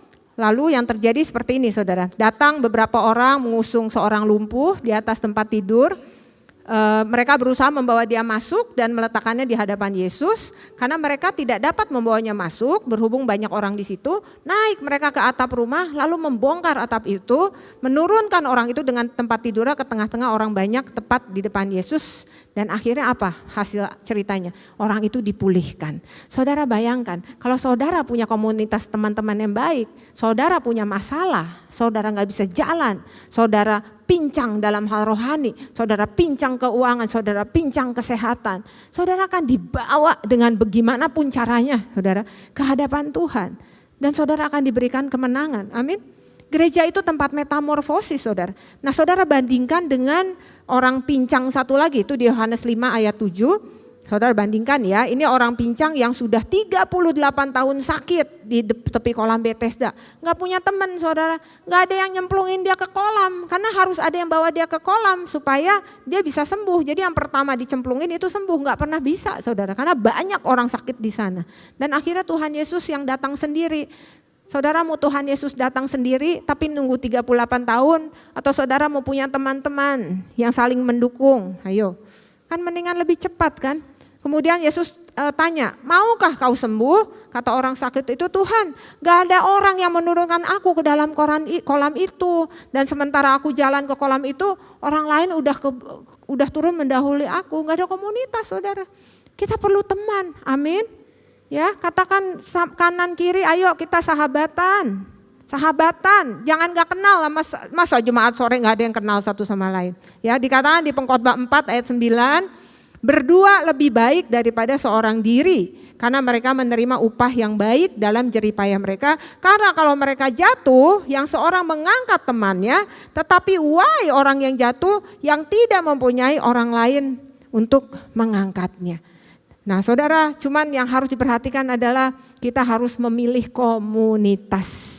Karena pergaulan yang buruk itu akan merusak kebiasaan yang baik. Hati-hati milih teman. Kalau temanan bukan ditolong malah jadi bikin saudara jadi lebih jelek, pikirin lagi, saudara. Ya, karena berteman itu akan menentukan masa depan kita. Amin. Kemudian hal yang kedua, saudara, ini baru satu. Ini yang kedua ya, yang bisa kita dapatkan adalah kita bisa saling mendorong dalam kasih dan perbuatan baik. Itu kalau kita punya persekutuan, saudara. Mendorong tuh bukan berarti cuman asal nasihat, bukan, saudara. Itu menstimulasi supaya bisa berubah. Itu bahasa aslinya tuh paroksimon, saudara. Jadi itu kayak menstimulasi, tuh kayak kita naruh gula, terus dikocek, di stir up. Makanya bahasa Inggrisnya ESV-nya tuh terjemahnya stir up. Jadi menghasilkan perubahan. Jadi Tuhan tuh benar-benar mau merubah saudara. Mau merubah kehidupan saudara, mau membangun saudara, mau membuat saudara lebih dewasa secara rohani. Dan gak bisa sendirian, itu perlu orang lain, saudara. Makanya dikatakan besi menajamkan besi. Orang menajamkan sesamanya. Tadi saya lihat di sini katanya WL udah pelayanan dari pagi, tapi dia masih sukacita. Saya bilang dari pagi berarti udah 5 kali. Saya mah baru 3 kali. Itu besi menajamkan besi. Iman kita tuh jadi bertumbuh, saudara. Jadi kalau ke gereja itu tujuan kita itu bukannya buat bikin masalah hilang, bukan, saudara. Tapi buat kita dapat iman. Katakan dapat iman. Saya dapat iman. Ya, karena orang benar akan hidup oleh iman. Makanya jangan online. Kalau online nanti saudara pilih-pilih mana yang mau saudara dengar. Kalau makan pilih-pilih, brokolinya gak mau yang manis-manis aja. ya jadi sakit saudara. Makanya banyak orang gereja yang sakit, kenapa? Mereka pilih-pilih, ini nggak mau denger, itu mah pengkhotbah ini. Ambil semua makanan saudara. Makanya gereja itu bukan ditentukan dari jumlah jemaat, tapi ditentukan dari kedewasaan. Amin. Ya, dan ini penelitian bilang ketika kita berbagi itu meningkatkan hormon kebahagiaan. Oksitosin itu hormon happy, hormon cinta. Ya. Nah yang terakhir, yang ketiga, kita bisa saling menasehati. Dikatakan orang yang berdiri sendiri dapat diserang dan dikalahkan. Tetapi 2 orang yang berdiri saling membelakangi dan menaklukkan, dan 3 orang lebih baik. Karena tali 3 lapis tidak mudah diputuskan. Makanya saudara, kita tuh masing-masing kan mata di depan, ada banyak hal yang area belakang blind spot yang gak bisa kita lihat kan. Tapi teman kita bisa lihat, demikian juga rohani kita saudara. Jadi kalau dinasehati jangan marah ya, anggap ini tuh adalah rumah. GBI PRJ sore hari ibadah keempat ini adalah rumah saudara, amin. Rumah itu gak ada yang sempurna. Dan kalau di rumah itu pasti bisa dinasihati. Kemarin anak saya PJ main bola, dia nendang pecah vas papinya. Papinya bilang, nasihatin kamu kalau main lain kali jangan di dalam, lain kali kamu mainnya di luar. Apakah terus si PJ jadi marah? Jadi dia gak mau balik ke rumah? Dia bilang, males balik ke rumah itu, saya balik ke rumah sebelah aja tuh, lebih gede rumahnya juga. Enggak, dia tetap balik ke rumah pulang sekolah. Kenapa? Karena dia tahu bapaknya ada di sana saudara. Dan rumah kami juga berantakan, banyak hal-hal yang Sheryl yang masih kecil bikin-bikin rumah-rumahan. Tapi pasti kita sama-sama beresin, bukan cuma saya yang beresin. Suami saya juga beresin, anak-anak semuanya beresin saudara. Makanya kalau ada nasihat, beres, dibersihin, dirapihin. Jangan sakit hati saudara, jangan ngerasa dihakimi. Ini ribet ya, ikut-ikut cool, di WA-in, dikepoin, ngapain sih? Ganggu-ganggu privasi aja. Udah tahu lagi sibuk, udah tahu cari uang itu susah. Makin banyak saudara, percaya deh. Ketika saudara dengar nasihat orang lain, Tuhan bilang kalian berdua akan dibangun dan sama-sama akan dikuatkan saudara. Saya punya beberapa komunitas, ada satu komunitas yang juga salah satu anggota setianya ada di sini, itu komunitas sukacita surgawi. Kalau orang bilang sukacita dunia, saya bilang ini sukacita surgawi. Kenapa? Karena pembahasan kita mengenai perkara-perkara di atas. Jangan cari komunitas yang membahas perkara-perkara di bumi, saudara. Cari yang membahas perkara-perkara di atas. Ya udah saatnya saudara. Nah kita sampai di ayat terakhir, yang tidur boleh bangun. Jadi saya undang pemain musik WL Singer untuk naik ke depan. Jadi kenapa? Apa sih pentingnya saling membangun? Apa sih ujung-ujungnya? Ini supaya kita bertumbuh, berkembang menjadi Kristen dewasa. Untuk apa? Menjadi, saudara tuh mau jadi mempelai kan? Mempelai, coba kalau mempelai itu bayi apa wanita dewasa? Wanita dewasa saudara. Makanya kenapa ada ayat yang mengatakan bukan setiap orang yang berseru kepadaku Tuhan, Tuhan akan masuk ke dalam kerajaan sorga. Tapi apa? Orang yang melakukan kehendak Bapakku di surga. Orang yang melakukan kehendak itu orang yang sudah dewasa, mempelai Kristus saudara. Ya Tuhan itu maunya kita menjalankan amanat agung yang selalu gembala sidang kita bilang, kita bukan cuman dimuridkan, tapi kita itu harus memuridkan. Memuridkan itu harus ada relationship dengan siapa? Bukan cuma dengan Tuhan, tapi dengan saudara seiman, saudara. Ya, dan yang pasti adalah murid pasti dikenal sama gurunya karena ada hubungan. Beda loh antara disciple, antara murid sama kerumunan orang banyak. Kalau cuman datang seminggu sekali, itu masih jemaat. Tapi kalau murid mau diajar, amin. Saya yakin semua di ibadah sore hari ini, habis ini nanti para asyir bisa ngebantu, pasti ngantri daftar kul. Ya, saya nggak ada titipan loh saudara, saya cuma tadi Tuhan aja yang bilang di hati saya, ini harus berkembang ya. Makanya saudara, sementara mari kita bangkit berdiri, kita akhiri kebaktian. Sementara dunia berfokus pada tubuh dan pikiran, Tuhan itu memperhatikan jiwa dan roh saudara. Kenapa? Karena mempersiapkan kita untuk kekekalan saudara. Makanya mari jangan pernah menjauhkan diri dari pertemuan-pertemuan ibadah. Tapi saling memperhatikan, saling mendorong, saling menasehati, kita saling membangun satu sama lain. Menjelang hari Tuhan yang mendekat. Kita nyanyikan satu pujian ya. Minta ke Tuhan hati yang mengerti saudara. Berikan ku hati seperti hatimu yang penuh dengan belas kasihan. Berikan ku mata seperti matamu memandang tuayan di sekelilingku. Berikan ku tanganmu untuk melakukan tugasmu. Berikan ku kakimu melangkah dalam rencanamu. Berikan ku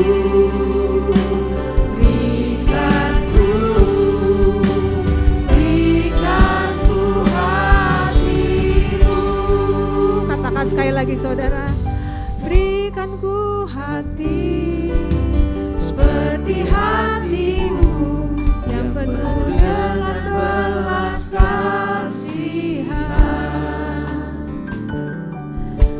Berikan ku mata seperti matamu memandang tuayan di sekelilingku.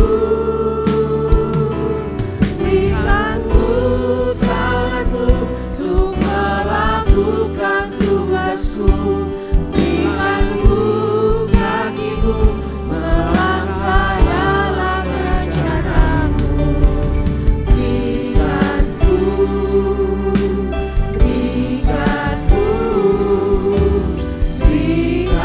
ku hatimu. Terima kasih Tuhan, kami mau taat ya Bapa.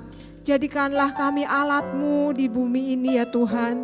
Apalagi di hari-hari terakhir ini ya Tuhan. Kami tahu bahwa ladang sudah menguning, tuayan siap dituai. Pakai hidup kami ya Tuhan. Jadikan kami alat untuk kemuliaan nama-Mu. Biarkan semakin banyak jiwa-jiwa yang dimenangkan untuk Engkau. Oleh karena itu ya Tuhan, Engkau tanamkan firman ini di dalam hati setiap kami. Biarlah bertumbuh dan menjadi buah yang subur Tuhan. Terima kasih Bapa, terima kasih. Hanya di dalam nama Tuhan Yesus kami telah mengucap syukur dan berdoa. Amin. Silakan duduk kembali Bapak Ibu Saudara yang dikasihi Tuhan. Boleh saya melihat tangan-tangan yang diberkati hari ini. Boleh sekali lagi tepuk tangan yang paling meriah buat Tuhan Yesus.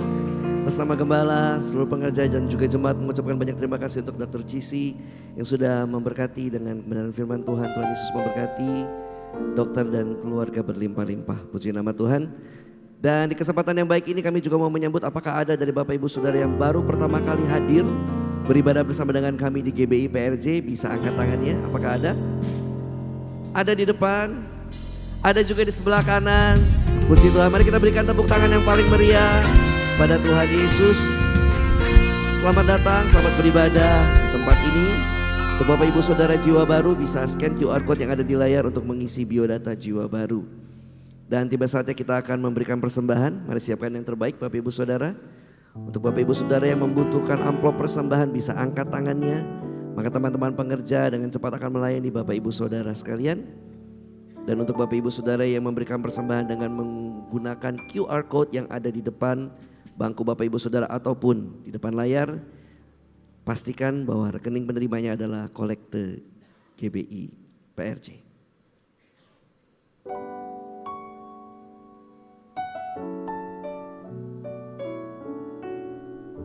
Bila sudah siap, saya undang kita semua bangkit berdiri bersama-sama. Kita akan deklarasikan doa persembahan. Haleluya. Bapa, kami bersyukur buat semua berkat-Mu. Kami membawa persembahan sebagai wujud syukur. Kami percaya kami menerima kesehatan, keluarga, bisnis, pekerjaan, dan kuliah yang terbaik. Ini adalah waktu memberi persembahan dalam nama Tuhan Yesus Kristus. Amin.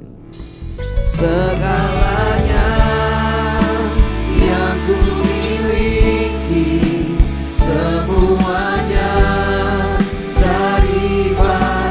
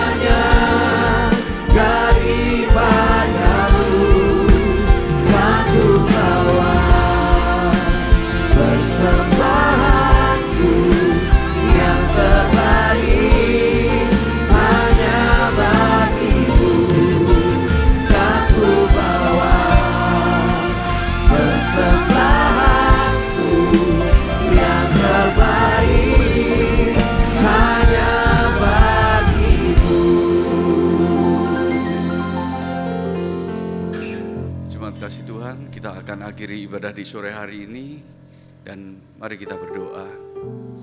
Terima kasih Tuhan atas penyertaan-Mu di sepanjang kehidupan kami. Kami ucap syukur atas berkat-berkat yang telah Kau limpahkan dalam kehidupan kami ini Bapa. Dan pada saat ini Tuhan, kami ucap syukur atas firman yang telah Kau tabur melalui hamba-Mu, Dr. Cici Tuhan Yesus. Kiranya firman ini boleh menjadi rema dan kekuatan dalam kehidupan kami.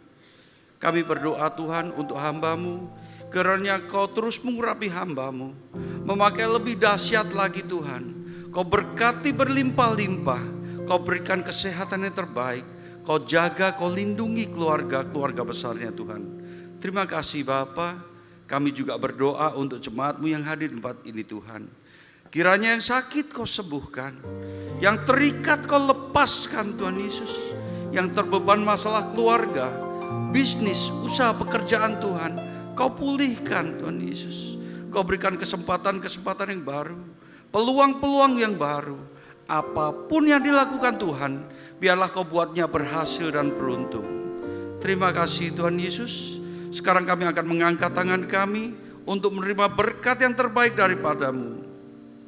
Jemaat kasih Tuhan, terimalah berkat yang berlimpah-limpah dari Allah Bapa, kasih karunia yang sempurna dari Tuhan Yesus Kristus, serta persekutuan yang manis dengan Roh Kudus menyertai kita mulai saat ini sampai Maranatha, bahkan untuk selama-lamanya. Mari kita yang percaya dan sudah diberkati, sama-sama katakan amin. Tuhan berkati. Shalom saudara, selama ribuan tahun Alkitab telah menjadi penuntun hidup orang percaya kepada kebenaran. Namun belakangan ini banyak kritik yang ditujukan untuk menggugat keabsahan Alkitab, baik dari luar kekristenan maupun dalam kekristenan sendiri. Maka dari itu, dalam Voice of Pentecost kali ini kita akan membahas mengenai apakah Alkitab masih dapat dipercaya? Paling tidak ada 7 alasan mengapa Alkitab masih dapat dipercaya. Pertama, Alkitab adalah buku yang merepresentasikan pengarangnya. Sekalipun penulis Alkitab adalah manusia, namun perlu diingat bahwa Allah adalah pribadi yang mengilhami dan menginspirasi segala tulisan tersebut. Kata diilhami seperti yang terdapat dalam 2 Timotius 3 ayat 16 berasal dari kata theopneustos yang memiliki arti God breathed atau dihembusi nafas Tuhan. Jadi segala tulisan dalam Alkitab seperti nafas Tuhan sendiri. Pertanyaannya, mungkinkah tulisan yang seperti nafas Tuhan itu dapat mengandung kesalahan?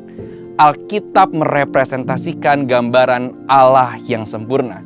Kedua, Alkitab adalah pedoman bagi umat pilihan Tuhan. Allah adalah pencipta alam semesta dan segala isinya. Manusia diberikan kuasa untuk mengusahakan, memelihara, dan mengelola ciptaan Allah. Oleh sebab itu, tentu manusia memerlukan penuntun layaknya manual book untuk dapat melakukan tugas itu.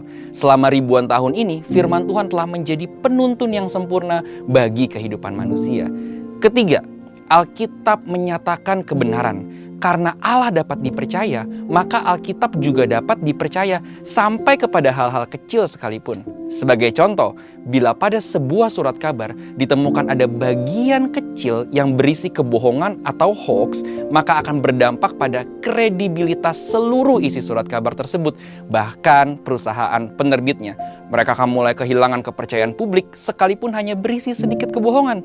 Maka dari itu, kita juga meyakini bahwa tidak ada kesalahan atau bahkan kebohongan kecil sekalipun dalam Alkitab. Alkitab menyatakan kebenaran yang utuh.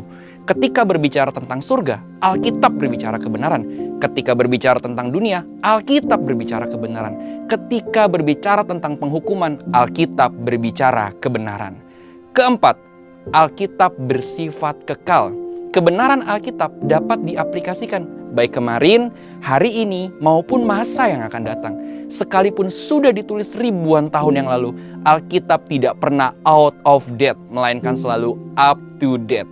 Hal ini sesuai dengan kepribadian Tuhan, Sang Inspiratornya yang selalu hadir di segala zaman. Namun, di zaman ini ada pendapat yang berkembang dan mengatakan bahwa konteks zaman dulu dan masa kini berbeda. Maka dari itu, tidak semua kebenaran dalam Alkitab dapat dipertahankan. Misalnya, terkait dengan isu LGBT. Setuju dengan perkembangan zaman dan perubahan konteks, tetapi ada beberapa hal yang bersifat prinsip dan tidak bisa ditawar kebenarannya. Beberapa teks di Alkitab seperti Wahyu 21 ayat 8 dan 1 Korintus 6 ayat 9 secara jelas menentang berbagai penyimpangan seksual seperti LGBT. Teks-teks ini bersifat prinsip, oleh sebab itu tidak termakan oleh zaman. Dan masih banyak teks lain yang secara gamblang menentang hal ini. Kelima, Alkitab bersifat utuh. Alkitab tidak pernah ditulis untuk dibaca sebagian atau dibaca bagian yang disukai. Mempelajari, membaca, dan merenungkan Alkitab harus secara utuh dan keseluruhan. Ada satu istilah populer yang mengatakan, jadilah orang Kristen yang Alkitabiah, bukan orang Kristen yang ayatiah. Setiap bagian dalam Alkitab ada untuk saling melengkapi dan memperdalam pengetahuan kita akan kebenaran. Keenam, Alkitab sanggup untuk mengoreksi hidup kita. Segala teguran dan koreksi yang terdapat dalam Alkitab sanggup untuk mengubah hidup kita menjadi lebih baik. Ketujuh, tuntunan Roh Kudus dalam perkembangan Alkitab. Sekalipun Alkitab mengalami dinamika dalam perkembangannya, misalnya terkait dengan proses penerjemahan dan perkembangan bahasa, kita meyakini bahwa Roh Kudus yang menginspirasi para penulis Alkitab adalah Roh Kudus yang sama yang mengawal perkembangan Alkitab dari masa ke masa. Maka dari itu kita meyakini bahkan Alkitab yang kita baca dan pegang hari ini adalah Alkitab yang masih dapat dipercaya. Meyakini keabsahan Alkitab yang dipercaya tanpa kesalahan tentu tidak berarti kita meyakini Alkitab secara buta. Tentu kita harus terus berusaha memahami dan memaknai Alkitab lebih dalam lewat iman, pikiran, dan berbagai pengetahuan. Dengan kerendahan hati, kita mempelajari firman Tuhan sambil terus berdoa dan meminta tuntunan Roh Kudus. Sehingga bukan kita yang menguasai firman, melainkan firman Tuhan yang menguasai hidup kita. Saudara, untuk penjelasan lebih lengkap dari tim teologi kami, silakan buka link yang ada di atas atau scan QR Code yang tersedia. Tuhan Yesus memberkati.